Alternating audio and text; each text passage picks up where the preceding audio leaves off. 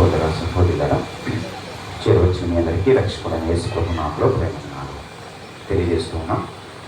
ఈ పగటి వేళ మనం దైవ సాన్నిధ్యంలో ఉంటుండగా భగవద్ గ్రంథమైన బైబిల్లో నుండి కొన్ని లేఖనాలు మనం చదువుకొని చిన్న సందేశాన్ని మనం విన్నాం. మన ధ్యానం కొరకై పాత నిబంధన గ్రంథంలో మీకా గ్రంథం అధ్యాయము 6, మీకా గ్రంథము అధ్యాయము 6 వచనము 5 నుంచి చదువుతున్నాను. చూడండి, మీకా గ్రంథం అధ్యాయము 6 వచనము 5. నా జనులారా, యెహోవా నీతి కార్యములను మీరు గ్రహించినట్లు మోయాబు రాజైన బాలాకు యోచించిన దానిని, బేరు కుమారుడైన బిలాము అతనికి ప్రత్యుత్తరముగా చెప్పిన మాటలను, షిత్తీము మొదలుకొని గిల్గాలు వరకును జరిగిన వాటిని మనస్సునకు తెచ్చుకొనుడి. అలాగే సంఖ్యాకాండం 23వ అధ్యాయం, సంఖ్యాకాండం అధ్యాయము 23 వచనము 18. బిలాము ఉపమాన రీతిగా ఇట్లనను, బాలాకు లేచి వినుము, సిపోరు కుమారుడా చెవికి నా మాటలు ఆలకించుము. దేవుడు అబద్ధమాడుటకు ఆయన మానవుడు కాదు, పశ్చాత్తాపడుటకు ఆయన నరపుత్రుడు కాదు. ఆయన చెప్పి చేయకుండానా, ఆయన మాట ఇచ్చి స్థాపింపకుండానా, ఇదిగో దీవించమని నాకు సెలవాయను, ఆయన దీవించను, నేను దానిని మార్చలేను. అలాగే 23వ అధ్యాయం మొదటి వచనం చూడండి. మొదటి వచనం, అప్పుడు బిలాము ఉపమాన రీతిగా ఇట్లనను, అరాము నుండి బాలాకు, తూర్పు పర్వతం నుండి మోయాబు రాజు నన్ను రక్షించి, రమ్ము నా నిమిత్తము యాకోబును శపింపుము, రమ్ము ఇశ్రాయేలును భయపెట్టవలను అని. ఏమని శపింపగలను? దేవుడు శపింపలేదే. ఏమని భయపెట్టగలను? దేవుడు భయపెట్టలేదే. మెట్టల శిఖరముల నుండి అతన్ని చూస్తున్నాను, కొండల నుండి అతన్ని కనుగొనుచున్నాను. ఇదిగో ఆ జనము ఒంటిగా నివసించును, జనములలో లెక్కింపబడరు. ఇదిగో ఆ జనము ఒంటిగా నివసించును, జనములలో లెక్కింపబడలేదు. దేవుడు తన మాటలను దీవించి మనకు అందించినట్లు నేను కూడా చిన్న మాట ప్రార్థన చేస్తాను. సర్వకృపాని దేవు, మా ప్రియ పరలోకపు తండ్రి, సర్వోన్నతుడ, గొప్ప నామానికి స్తోత్రాలు. నేను ప్రార్థించి నిరీక్షించినట్లుగా మున్పూరులో ప్రత్యేకమైన సభలో 2వ దినం మొదటి కూడికలో మీ ఆశని నిలిపి మీరు అందించిన తలంపులకే మిమ్మల్ని అందిస్తున్నా.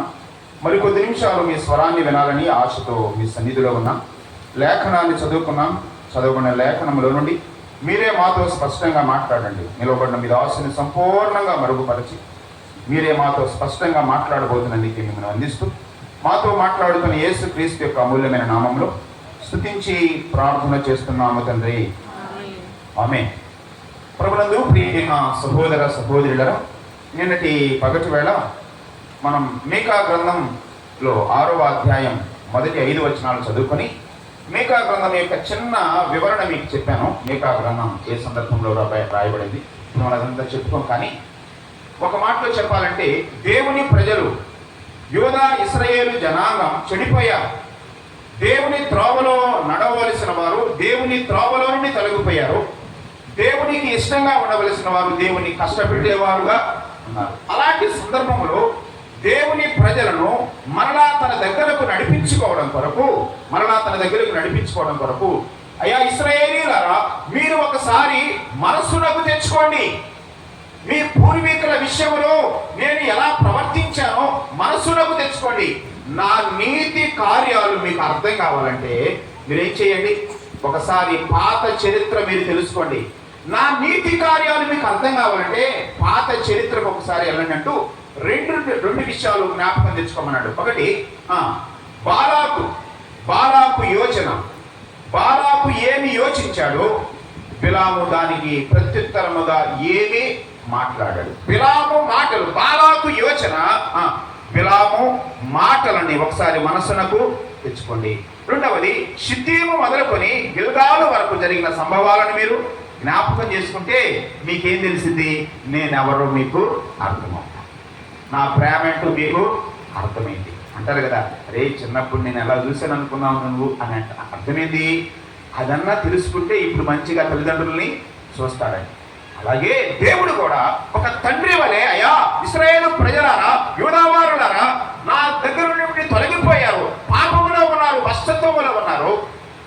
నా నీతి కార్యాలు ఒకసారి తెలుసుకుంటే నేను మీ ఎడల ఎంత ప్రేమ చూపించానో, మీ ఎడల ఎంత కనికరం చూపించానో, నా కనికరము నా నీతి మీకు అర్థం కావాలంటే ఒకసారి మీరు చరిత్ర తెలుసుకోండి, మీ పూర్వీకుల చరిత్ర తెలుసుకోండి అంటూ 2 విషయాలు తెలుసుకోమన్నాడు. ఒకటేంటి, పేరు కుమారుడైన బాలాకు యోచన, మోయాబు రాజైన బాలాకు యోచన. ఏంటి నిన్న చెప్పుకున్నాం ఈ పరిచయం అంతా. మోయాబు రాజైన బాలాకు యోచన, ఇశ్రాయేలు శ్రమించబడాలని. పేరు కుమారుడైన బిలాము ఏం మాట్లాడాడు, దానికి ప్రతిగా బిలాము పలికిన మాటలు అని చెప్తూ ఆ మాటలకు ఒక పేరు పెట్టాను. ఆ మాటలు ఏంటి, దేవోక్తి అని పెట్టారు. సంఖ్యాకాండం 23-24 అధ్యాయాలు బిలాము మాటలకు ఏమని రాయబడింది, దేవోక్తి అని రాయబడింది. బిలాము దేవోక్తి వేరు, ప్రకటన గ్రంథం 2వ అధ్యాయంలో బిలాము బోధ వేరు. బిలాము దేవోక్తి వేరు, బిలాము బోధ రెండు ఒకటి కాదు. బిలాము దేవోక్తి దేవుని వాక్కు, బిలాము బోధ సొంత మాటలు. ఇశ్రాయేలీయులను పాడు చేసింది, ఇశ్రాయేలు మీదకి తెగులు తెప్పించింది, ఇశ్రాయేలు మీదకి కోపం తెప్పించింది, ఇశ్రాయేల్లో అనేకులు మరణానికి కారణమైంది. బిలాము బోధ, బిలాము దేవోక్తి ఇశ్రాయేలుకు మేలుకరమైంది. నేటి దినాలలో ఏమని ఏం చెప్పాను, బిలాము బోధలున్నాయి, బిలాము దేవోక్తులున్నాయి. జాగ్రత్తగా తెలుసుకోవాలి. బిలాము దేవోక్తులని అంగీకరించాలి, బోధన మనం ఏం చేయాలి, తిరస్కరించాలి. పాపాన్ని ఖండించేది బిలాము దేవోక్తి, పాపము చేయమని ప్రేరేపించేది బిలాము బోధ. సరే ముందుకు పెడదాం. బిలాము దేవోక్తులు సంఖ్యాకాండం 23-24 అధ్యాయాల్లో బిలాము మొత్తం 7 దేవోక్తులు పలికితే 4 ఇశ్రాయేలు గురించి పలికాడు. ఎన్ని మాట్లాడాడు, 4 ఇశ్రాయేలు గురించి. నిన్న వచ్చిన వారికి అది అర్థమైంది. ఇప్పుడు మనం అదంతా ఆలోచన చేయలేం, కానీ 4 మాటలు చెప్పి మొదటి దాని గురించి ఉదయకాలం ఆలోచించడానికి ప్రయత్నించేద్దాం. 23వ అధ్యాయంలో బిలాము దేవోక్తులు 2 దేవోక్తులు ఉన్నాయి. 23వ అధ్యాయంలో 2 దేవోక్తులు ఇశ్రాయేలు పలికించినవి. 24వ అధ్యాయంలో ఇశ్రాయేలు గురించి పలికిన దేవోక్తులు ఎన్ని ఉన్నాయి, 2 ఉన్నాయి. మొత్తం ఇశ్రాయేలు గురించి పలికిన దేవోక్తులు ఎన్ని, 4 దేవోక్తులు పలికితే 23వ అధ్యాయంలో ఎన్ని దేవోక్తులు ఉన్నాయి, 2 దేవోక్తులు ఉన్నాయి. 24వ అధ్యాయంలో 2 దేవోక్తులు. ఈ 4కి కూడా 4 మాటలు చెప్పే మీకు, ఓకేనా. మొదటి దేవోక్తి ఏంటి చెప్పండి, వెరీ గుడ్ అక్క వందనాలు. మొదటి దేవోక్తి ఇశ్రాయేలీల యొక్క ప్రత్యేకత. 2వ దేవోక్తి ఇశ్రాయేలీల యొక్క పరిశుద్ధత.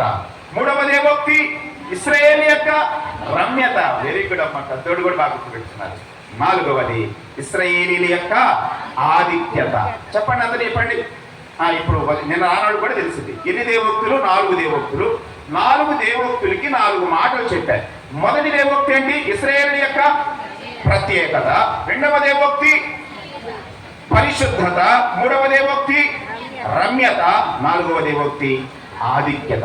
వీటన్నిటినీ మనం నిన్న సంఘానికి అన్వయించాం. ఎలాగో అంటే దేవుడు ఇశ్రాయేలీయులను ఏర్పాటు చేసుకున్నాడు. పాత నిబంధనలో దేవుడు తన కొరకు ఒక జనాంగాన్ని ఏర్పాటు చేసుకున్నాడు. ఎవరు ఆ జనాంగం, ఇశ్రాయేలీలే. ఇశ్రాయేలును బట్టి నా ప్రజలు నా ప్రజలు నా ప్రజలు అన్నాడు, గుండె మీద చేసుకొని నా ప్రజలు అన్నాడు. ఇప్పుడు కొత్త నిబంధనలో గుండె మీద చేసుకొని నా అని ఎవరి గురించి మాట్లాడాడు, మత్తయి సువార్త 16వ అధ్యాయం 18వ వచనం. ఈ బండ మీద నా సంఘం, నా సంఘం. అమ్మా నీవు నేను ఎవరో తెలుసా అంటున్నాడు. నిన్ను బట్టి వీళ్ళు మూల్పూరులో నా సంఘం. అబ్బా నీవు నేను ఎవరి వారమో తెలుసా, దేవుని వారం, దేవుని వారం. నీవు నేను దేవునికి చెందిన వారం, నా సంఘము అని కొత్త నిబంధనలో సంఘమును గురించి మాట్లాడాడు. దేవుని సొత్తు సంఘమే. ఇప్పటి వరకు సంఘమును గురించిన విషయాలు యెహోయాదా జీవితంలో నుండి సంఘమును గురించి చాలా చక్కటి మాటలు మనం విన్నాం. అయితే ఈ ఉదయకాలం సంఘమును గురించిన ఈ 4 మాటల్లో ఒక మాట, సంఘం కూడా ఎలాంటిది, ఇశ్రాయేలు ప్రత్యేకమైన వారు, సంఘం కూడా ఎలాంటిది, ప్రత్యేకమైనది. 2వది సంఘము కూడా పరిశుద్ధమైనది. 3వది సంఘము కూడా రమ్యమైనది. 4వది సంఘము కూడా ఆధిక్యత. సంఘము కూడా ఎలాంటి చెప్పండి, అది అసలుకి సంఘము యొక్క విలువ మనకు అర్థం కావాలంటే సంఘాన్ని దేవుడు ఎంత ప్రేమించాడో అర్థమైతే సంఘం యొక్క విలువ మనకి అర్థమైంది. నేటి దినాల్లో చాలా మందికి సంఘం యొక్క విలువ ఏం కావట్లేదు, అర్థం కాదు. ఆయన పెట్టిందేగా అంటున్నారు. ఆళ్ళు కట్టిందేగా అన్నారు. ఆళ్ళు కట్టింది ఇల్లు కట్టింది కాదు. సంఘము ఎవరు చెప్పండి? దేవునిది. యేసు ప్రభు ప్రాణము ఇచ్చి కొన్నాడంటే యేసు ప్రభుకి సంఘం అంటే ఎంత ఇష్టం? తన ప్రాణము పెట్టి సంఘాన్ని సంపాదించుకున్నాడంటే సంఘం అంటే దేవునికి అంత ఇష్టం. నీకు ఎంత ఇష్టం? దేవునికి సంఘం ఎంత ఇష్టం? ఎంత ఇష్టం? తన ప్రాణం కంటే ఇష్టం. మీకు ఎంత ఇష్టం సంఘం అంటే? నీకెంత ఇష్టం? ఏదో ఖాళీ ఉంటే వస్తాం, ఏ పని లేకపోతే కాసేపు వచ్చి కూర్చుంటాం, అది మనకి ఇష్టం కాదు. కాదు, సంఘాన్ని మన ప్రాణం కంటే ఒక మాట రాశాడు ఒక ఆయన, సంఘక్షేమము నా ప్రాణమాయను అన్నాడు. అంటే సంఘక్షేమము నా ప్రాణం అన్నాడు. అంటే ప్రాణం కంటే సంఘాన్ని ఎక్కువగా ప్రేమించేవారు అవసరం. సరే, సంఘము ఎలాంటి చెప్పండి? ప్రత్యేకమైనది. పాత నిబంధన గ్రంథంలో దేవుడు ఇశ్రాయేలీయులను ఏం చేశాడు చెప్పండి? ప్రత్యేకపరిచాడు. రండి, ఆ ఇశ్రాయేలు ఎలాగో ప్రత్యేకించబడ్డారు. ఒకటి రెండు మాటలు జ్ఞాపకం చేసి నేను ముందుకు వెళ్తాను. ద్వితీయోపదేశ కాండం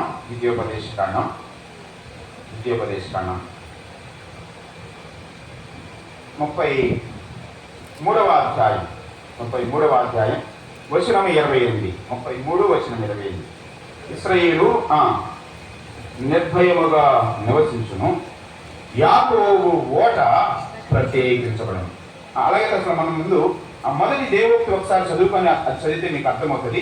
ఎందుకంటే నేను చెప్పాను కాబట్టి దాటి వెళ్ళాను. ఆయన కొత్త వారు ఉన్నారు కాబట్టి ఆ వచనాన్ని నేను చదువుతున్నాను. సంఖ్యాకాండం 23వ అధ్యాయం. 23వ అధ్యాయం 7వ వచనం. అప్పుడు బిలామ ఉపమాన రీతిగా ఇట్లా నేను ఇప్పుడు 9వ వచనం చూడండి.